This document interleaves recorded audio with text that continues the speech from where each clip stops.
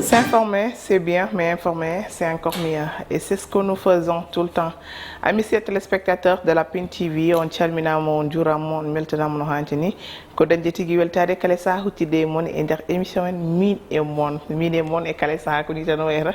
bodam gorko kaldu ndiaji no wadde ni o dogi kadi kono noon enen paama tan koye golle wona tigi kono min e mon e kala saha ma ar ngam yewtude mon ngam kadi ko jolfowita ko wadde mon wittele ɗo mbaɗon wonde foof ngam noon mbasan yewede ɗum de e kala saha koye actualité tigi min jahata yiiɗe ɓe sukaɓe ganduɗa no mbaɗa buzz partout hay nder Fouta komo yummen ɓe gadde ɗo ɗum noon mi salmini invité jam mi ɓawa salmidirde moon kono kadi arde kadi ko ganduɗa ko woni min gowi wadde kala sa actualité ji ɗi people et musique et tout inchallah ɗum noon tawma a salminama. Ya assalamu aleykum bandiraɓe min calmini dendagal wattuɓe hakkille mum e Pindi TV min calmini kadi baɗɗo sababu hamin gari ɗo min duttum teddugal no suwa woɗɗoyde woni Toti e an Penda min calminima ha woni gonga weltanadema guilo haala ka woɗɗoyani tigi ɗum noon o salminama no fewi konko Totina taw no machallah darde makko no fayidini Toti ala andima ala andi jamal kisal waɗema en calmini Boy Sow no fewi min hoyo wiide suis l'ami des rappeurs ɗum ko Allah waɗi ɗum minema hol ɓuura nandude Aya ndaare kam tan ƴewon kam ñañi ha mbiyete ko funere Aya an mbiya ko Aya mbiyetoɗa siste Aya Nakamura a salminama mi salmitimama j'espère bien kadi sellaɗe e jaam assalamu aleykum bandiraɓe musidɓe tedduɓe dendagal heeɗiyankoɓe e daariyankoɓe Pindi TV mi salmini foof e kuuɓal ha tenta émission moon émission men minene moon ma fettu ci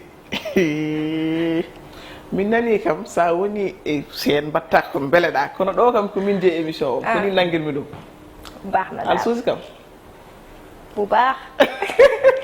ɗum noon ha yesso ko lawno min goyi wajjide émission men min e moon ɗum noon mamin kala ko ganduɗa ko woni info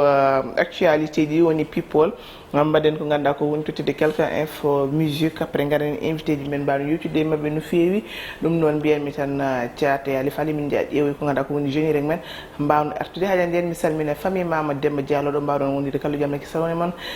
famille Aissata Moudou mi salmini moon fedde yiɗɓe Fandiaye jamal kisal woni moon ɗum noon jehen ƴeewen ko ganduɗa ko woni générique men garten e nder émission men min e moon tigi rigui hade noon sen gari mbawen yewtude ko ganduɗa ko woni people men puɗɗorɗen ko ganduɗa ko woni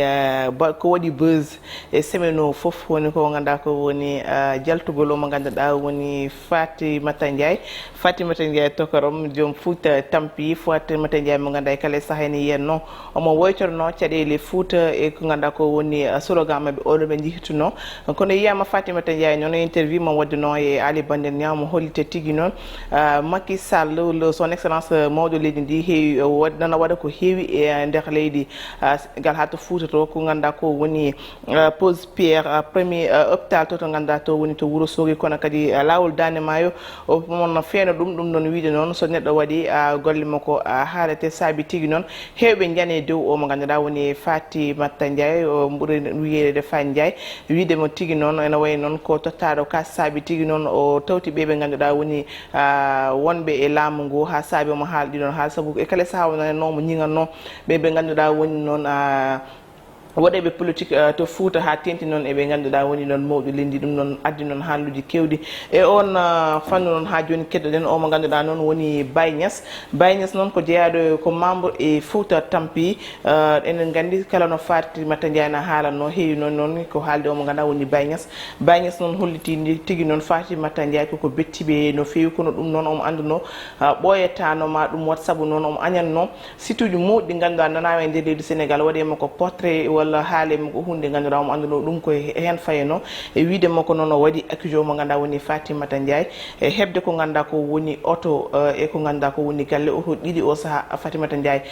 yarate o wi noon so tawi ko haalta ko wona gonga yo Fatimata Ndiaye yaltu holliti tigui ko haalta ko wona gonga to mo andi Fatimata Ndiaye watta ɗum nde tawno omo ganduɗa woni Aliou Dembourou Sow ni waɗi recevoir omo ganduɗa woni Fatimata Ndiaye tottimo ni jawdi julde taske te kadi hokkimo kalis e wiide makko noon hay Antoine John kani wori ko totti omo ganduɗa woni Fatimata Ndiaye ɓooyi rewde omo ganduɗa woni président o gam yo omo ganduɗa woni Aliou Dembourou Sow gam yo nawmo to président o ɗum noon ko tan rewɗo e haqqille noon ɓeɓe ganduɗa woni Fouta Tampi hawo noon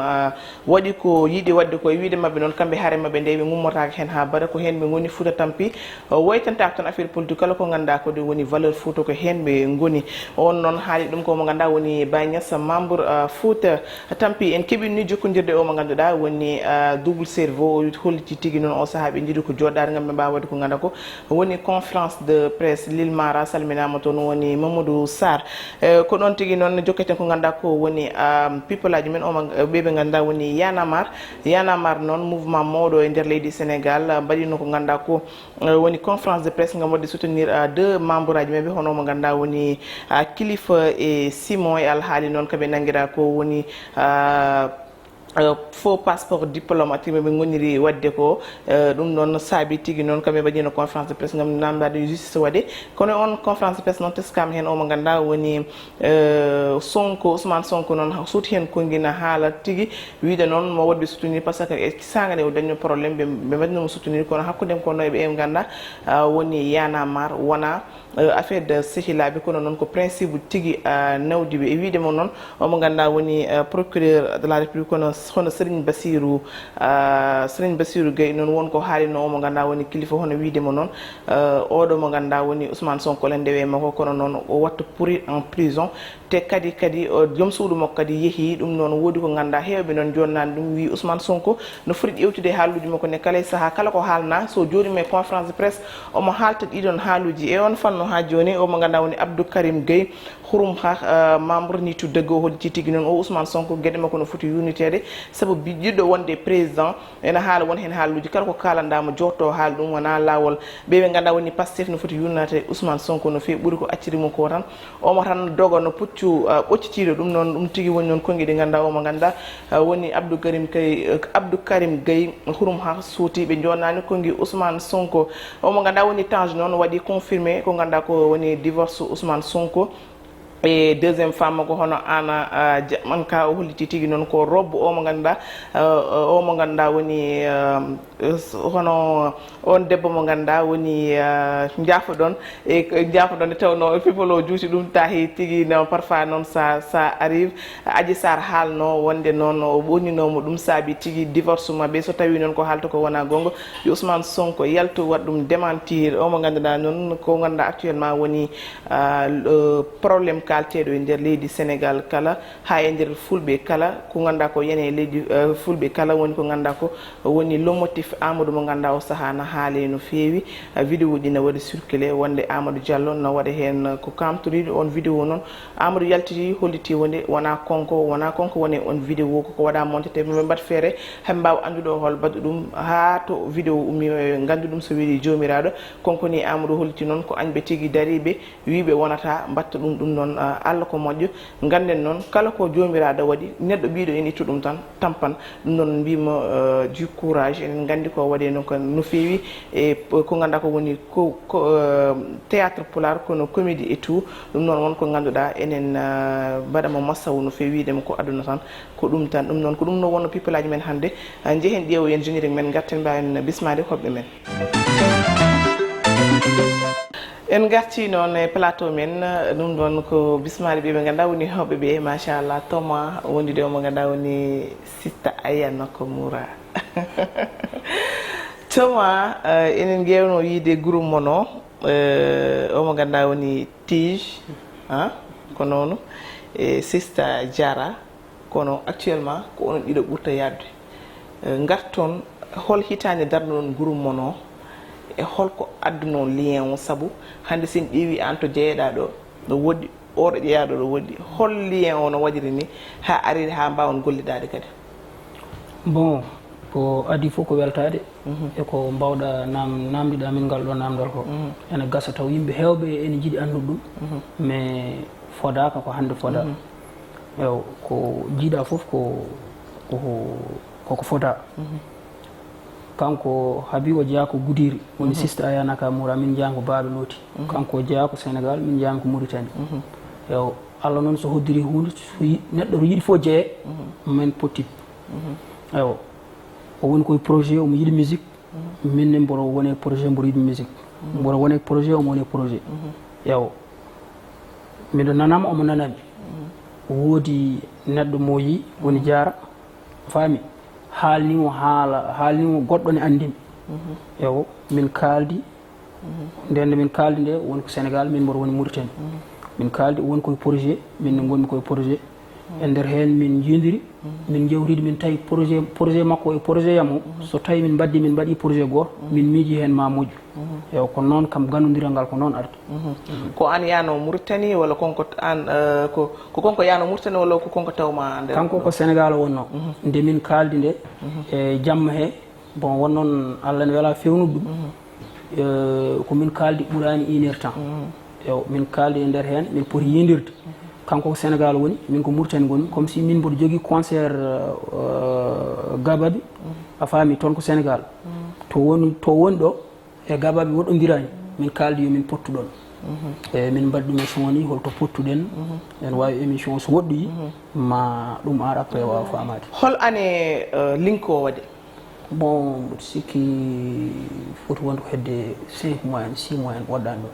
5 mois tan 6 mois walla yettaki ɗon ni 5 mois 6 mois non je ne crois yettaki ɗon ni yettaki ɗon ni alors men artirde e gandiral mon e premier jour mo jiiɗa toma est ce que ala sikkuno ma groupe o yaaru ni premier jour ne jiiɗumi toma ni si c'est parce que neɗɗo kala kadi waɗi fof ya waɗani gëm et puis ne jimomi nde mi yiranimo cahan yagal jimomi ko gorko dadiɗo ko jiɗɗo liggey o fet ko dartanmi ko kanko jiilotonomi o fet waɗi nde jimomi nde o wiyanimi ni ko kanko woni Toma mi artan keftinmomi directement Toma hol ane mo puɗɗiɗa ko ganduɗa ko woni musique min ane mo puɗɗimi musique o bon puɗɗimi ɗum kam normal koye nder 2010 11 a faami mais kanko ko jimomi ko ɓurani 4 mois tigi ma sista Diarra waɗa men rejoindre ko ganduɗa ko woni émission men mine moon ne tawno koye groupe o jeeya kono hewno yiide nder groupe o lo jaari mo ganduɗa woni Tige holto woni ɓe mbi kon wadduɓe ɓe mbi on certi ɓe mbi probléme uji keewi ɓe mbi ko Diarra nde aride certuɗon je comprends pas e bon haala so yalti rek haala so yalti tan ma dañ hen ko yimɓe kaali ha heewi yo caggal ko ɓe mbiya certi walla ɓe mbiya waɗi probléme wiyaɓe noon ɓe ko ɓen tan mbawata lattinde ɗum minen kam alhamdoulillahi rabbil alamin ko yettere Allah komin puɗɗi groupe o faade hannde hay goto meeɗa dañjude goɗɗon probléme Tige min jogdino e makko ko projet o min mbaɗande nde gandumi biyande ko nden gandumomi a faami taw momi ko galle mo min gonoon waɗi studio Young Dev woni produise min o quoi hen to on koko Sehel Dev ewo emin jiiɗi wadde projet min e biya déjà min kaldi min nandiri min poti wadde tourné comme si min jiiɗi o yahore e tourné he yo yaadore amen projet o min mbaddi ɗum minen ta wonko min mbaɗi hen minen ɗiɗo wonko wadde Tige kamɓe tan ɗiɗo a faami wonko min mbaddi minen foof ewo ko noon projet o yaaruno kono kanko o joueur ko banggue makko quoi solo a faami ko banggue makko woni ewo e nder hen min jaadi tourné min jeehi tourné min garti min gari artude heeɓi contrat ji makko goɗɗi minen min jeehi e ha contrat ji makko ɗi gasi o abbi amen a faami min joui hamin paari min garti woni juulitaske nde kanko no heeɓi programme uji goɗɗo yeehi mais kam wona probléme min galda hay caɗele gote si je comprends bien kono ko yimɓe mbiyata ko groupe wona groupe goto foof no jogui ɗum ɗo projet mum way ko ɗum yimɓe dogi famde kono ɓe mbi ko an e aya ɓuuri weldude ɗum tahi konko parfois mo waɗa jeune ɗum tahi omo yaara banggue seeɗa walla non ɗum wodani minen min liggoɗo min jaadi nde ala on welde o ala on welde o par ce que a yi tan yimɓe ɓe gondi ɓeɗo ɗiɗo ne beldi ɓe beldani taw ko naafigagal nan nder minen won hay probléme goto ala ɓe no beldi ɓe beldani kanko e programme uji makko yeehi minen koye programme uji amen min jeehi somin cohlima e min gaddam so sohli min omo nodda min hay probléme goto min galta tigui sista Aya hol ane mo puɗɗiɗa rap e wondema debbo nadde ko ganduɗa ko woni rap bon famɗi hannde debbo mo jiyata no waɗa rap e nder ko ganduɗa ko woni halpureɓe est ce que waɗino facile avec les parents entouragement et tout wondemi debbo ko yidde tan par ce que hunde sa yiiɗi ɗum tan ɓe sikki ko muusi fof ma waɗa encaissé sabu hunde fof ma wiye hunde fof ma nan mais il faut ko mbaɗa encaissé ɓooya wadde encaissé ko yo won keesiyal manngal wona e nder ɓernde he ko par ce que haala ka gasata ko hen tan wonan mais ban muusi weeli par ce que e nder hen ma yiyen ko weeli ma yiyen ko muusi ma nan hen ko weeli ma nan hen ko muusi won wiyoɓe ne yiɗma won noddoɓe mene ƴettuma won wiyoɓe mo di n'importe quoi mais alhamdulillah banggal parent ji to j'ai aucune blème parce que mbo jogui jinnaɗo pamɗomi woni jinnaɗam debbo jiɗɗomi korsinɗomi kadi ganduɗo kadi ko gonmi e dow mum ko andimi wonani e cahan kooliɗomi nde tawno jinnaɗam gorko o wurani ko kanko woni nene o rokki woni baba hol ane mo puɗɗiɗa wadde rab bon min ko puɗɗimi wadde rab ɓooyani wona no fewi à peu près 5 mois diwaande min jiidi nde tan par ce que on temps to mbiɗa waɗi remix son goto mbiɗa yaltini son goto ko nden ɗeɗon bale tan min jiidiri mais aya 5 mois won hen waɗoɓe carrière 2 ans 3 ans 4 ans 5 ans 10 ans donc yaltude 5 mois tan mbiya Allah jeeya fuurankoɓe an ko woni wona haydara holko woni caggal ma walla won dillinomo ɓurelo wona ɓurilaji ni non ko duwaw jinnaɓe kadi ne jeeya hen ɓerɗe ɓufde kadi ko yidde kadi hursinde sabu hunde bo jappe rek tewo bay rek waɗatno Allah waɗi haccibo daggol digga ɗum tahi aɗa wiya yumma sisawane no mbirɗam nenam mari si mari miñel diallo sisawande ndeysan jamam ko jamma jam nenam ko jamam ñagi geno jam dumo sisawande ñagi geno jam dumo sisawande ano woni nene rutti woni baba sabu mi yiyani babam kono yiyani yolde babam yalla ɓum no ƴiyema waɗi fodde ma baboyam ya leloro ñamoma yalla ɓum no ƴiyema waɗi fodde ma baboyam ya leloro ñamoma nenam timmini nenam moƴƴini waɗi fodde mum hayyo merci beaucoup ko ɗon tigui duwonten yaaɓe yo Allah yurmo yaafo denndangal maɓe julɓe kala baboyam bandam mam Ndiaye yo Allah yurmo yaafo denndangal maɓe julɓe kala ko wiide toma hande rabo probléme gonɗo hen surtout an gummiɗo to Mauritanie nana yaaha seeɗa seeɗa kono wonko heddi holko saabi ɗum rab Mauritanie tiiɗi rab Mauritanie dari onon mbaɗa forcé mais no heddi ha joni hol fannu mo jiɗɗa haalde banggue fof heewama yiyen ni hande so tawi on jiiɗi visibilité ko ma garon Dakar par ce que hande télé ji Mauritanie comme no gandirani radio ji Mauritanie no gandirani banggal culture o no ngakki toon seeɗa bon sa yi côté Mauritanie to affaire o bien vrai noon mala jabanama onon jogui waaɓe rab no feewi sah windoɓe bon ko ganduɗa neɗɗo wawa ɗum sah miijaɓe sa yi côté mo kalata toon o wayi noon visibilité o yimɓe jaɓɓama hen ko woni ɗo ho ala Mauritanie par ce que yimoɓe toon ɓe foof ko ɓuuri 99% ɓuuri wawde haaldude koye laamu eyi o laamu noon so tawi aɗa haalde mum jaltinta ko caɗele laamu laamu ñoƴƴere laamu a wawa haaldude mum aɗa yaltina caɗele mum ene yaltinma ko ɗum waɗi noon tigi ko puɗɗa rab ko ɓooyi est ce que a waɗi album non pourquoi Thomas bon min de wona toonje waɗɓe album ngaji ɓe mais hanno kam wadde album tan par ce que album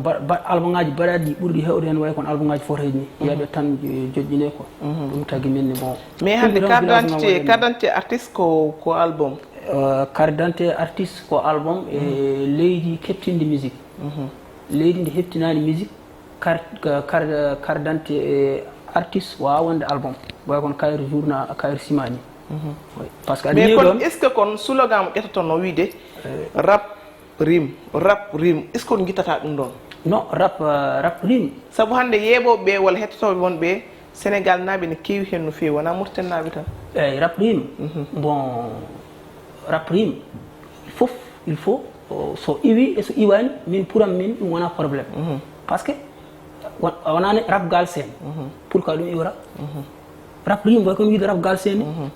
rap galsen no wodi a faami aɗa rap américain a faami rap rim noon firtani tan par exemple ko rim tan dappanda way ko wi joni Serigne Touba est ce que ko Touba naɓe tan wonani ko noon tigi yama e single uji mon ko ganduɗa ko woni a juumi kala walla nono julɓe kala walla on mbaɗani on hamdino nene mam badda o e jamfa e ko ganduɗa ko woni ɗum ɗo waji moon muñala na hen hande hol projet ji jogui ɗon gam noon wadde hen avancé no fewi est ce que ene mbawi fadde Sister Aya Timon o ganduɗa Sister Diara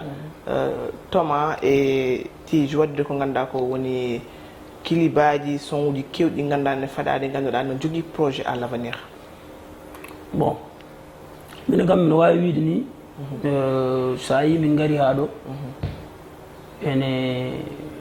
jeeya e ko ɗum ɗini ko jeeya ko ɓeydi min miijade ha nder e projet ji amen par ce que c'est vrai projet ji min mbaɗɗi ɗum foof koye nokku goto ewo guila on saaha faade joni min gonno koye tourné e tourné mo min gonno o noon o darahi tan min par exemple taw ko concert aji min gasi tan min dari quoi o darrahi noon min joue ko min jaltini ko keɗi ɗon ho faade hande koye tourné min goni yeehi ha instant goto min jooɗi min mbi fof min pofto seeɗa quoi min ƴeewa liggade goɗɗum mberde wonta goɗɗum quoi eyyi ko ɗum kam holko addi mon e nder leydi Sénégal ha jokkodire mo ganduɗa totti saabu gandi totti ene jogui ko ganduɗa ko woni studio bon ɓeɗo koye projet ji gonɗon walla aya si ke projet ji gona par ce que min mbaɗa programme mixtape ene wonde tournage clip ke projet ji mun gona actuellement mbaɗan hen dowuji on goni no tourné hol gureɗe ndewɗon gurɗe bon mi wawa limtandema gurɗe so wona mi jotto par ce que mboɗo wawi widema tan tourné o fuɗɗi kam ko premier jour julde korka faade hande woni min juwani tan ko hanke hande walla min gaare wuuro taw ko wayno mi famani julde korka walla julde taske korka avant korka ni ala avant korka min puɗɗi gaare kalden après leçon totton koɓe kaali woto ko ari quoi ñanden min namdi a yawi kam mbimom no mbaɗa tampere wi sowona ɓandu sokkima kono kaas ari fuural ɗew place uji ɗi kewan so waɗa on keeɓi kalis julde tas korka ha julde taske ha haran ha joni machallah noon après ma tottomi kalis o no foti 3 5 briques 10 tan moƴƴi nan ɗon mi waɗi siwre ko ganduɗa ko woni sowuji mon no fewi Sister Aya wiyata accuɓe kaala ɓe ñalla ɓe mbaala ɓe mbawi ko haala tigi ha complicité mon son goni e chaine son goni e dow podium no mbaɗi toon ni onon ɗiɗo won wiyoɓe ni est ce que ɓe ɗiɗo